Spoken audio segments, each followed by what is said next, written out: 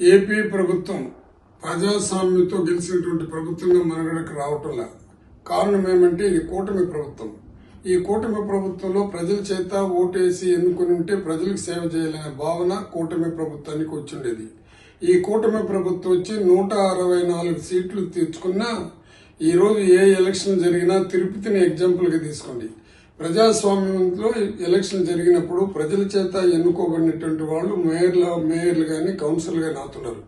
ఈ రోజు కౌన్సిల్ ని కొని మళ్లీ డిప్యూటీ మేయర్ ని దించాలని తిరుపతిలో ఎటువంటి అల్లకల్లోలను సృష్టిస్తున్నారు. నిన్న ఈ రోజు చూస్తూ ఉంటే ప్రజలు కూడా దీనిని గమనించాల్సిందిగా ప్రజలకు కూడా విజ్ఞప్తి చేస్తున్నాను. కేవలం జగన్మోహన్ రెడ్డి ఒక ఆదేశాలు కూడా ఇవ్వడం జరిగింది ఆయన ప్రభుత్వంలో.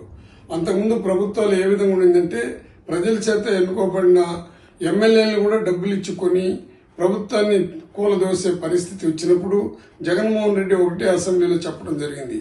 ఎటువంటి పరిస్థితుల్లో ఎమ్మెల్యేగా ఉండేవాళ్ళు ఆ పార్టీకి వద్దనుకున్నప్పుడు ఆ పార్టీకి రిజైన్ చేసి, అంటే వాళ్ళు గెలిచినటువంటి పార్టీలో రిజైన్ చేసి మళ్లీ ఎలక్షన్ నిలబడి గెలిచి వస్తేనే నేను చేర్చుకుంటున్నారు.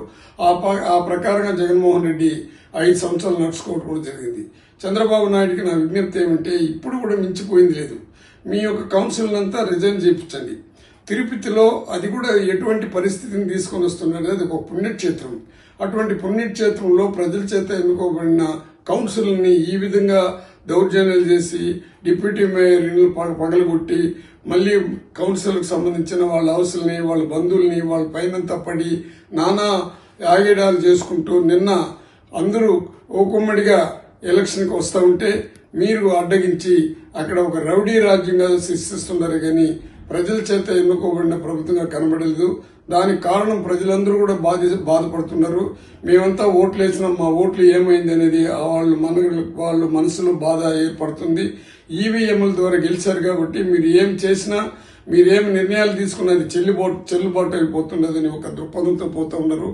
ఈరోజు మీ యొక్క ఎస్పీలు గాని సిఐలు గాని హోమ్ డిపార్ట్మెంట్ తో టోటల్ గా మీ చేతిలో కబద్దాస్తాలతో వాళ్ళు తగులుకొని ప్రజలకు సేవ చేసే ఒక ఆలోచన వదిలేసి ప్రజల్ని ఏ విధంగా ఇబ్బంది పెట్టాలి అనే ఒక దృక్పథంతో పనిచేసినటువంటి ప్రభుత్వం ఇప్పుడు కనబడుతున్నది.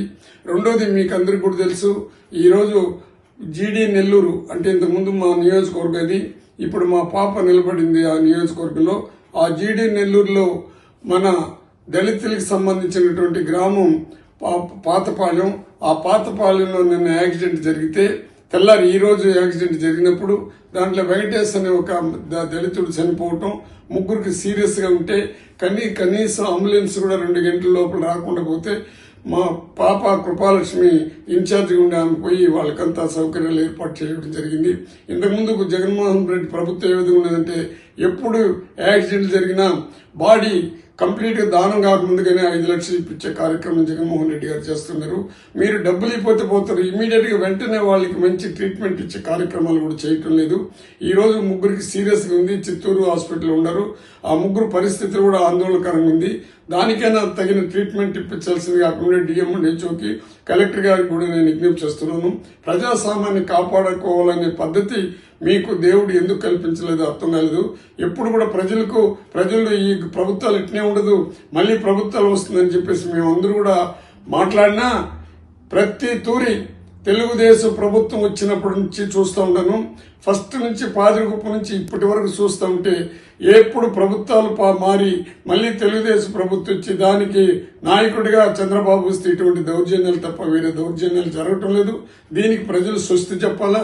ప్రజలు కూడా ఎప్పుడైతే ఓటర్స్ కూడా ఒక నీతిగా నిజాయితీగా నిలబడలేదంటారు, ఓటర్ని భ్రమ పెట్టేది మేము మేనిఫెస్టో పెట్టి ప్రజలకు ఇది చేస్తాం ఉంటే దానికి ఆశపడినటువంటి ప్రజలందరూ కూడా ఈ రోజు ఆహుతైనారు.